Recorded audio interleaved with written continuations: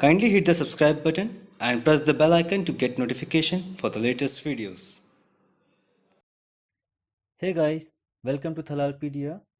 I am Rakesh and today in this video I will show you the easiest way to disable Windows 10 automatic updates. So stay tuned and don't forget to subscribe this channel.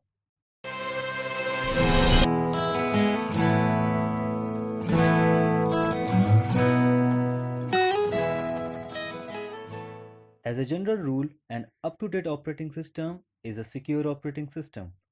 With Windows Update, your machine gets latest security patches and improvements. Windows 10 automatically checks for downloads and install new updates to your PC whether you like it or not. This feature is actually pretty convenient for most users, but not everyone wants their operating system updated on Microsoft schedule. So if you are one of them, then don't worry, I will let you know how to disable Windows 10 automatic updates. By the way, there are many ways to disable automatic updates, like enabling metered connection, editing group policy, or from Windows registry. But the easiest way, which I believe, is from Windows services. So to open the services windows, first you need to open run command, then type services.msc and hit enter.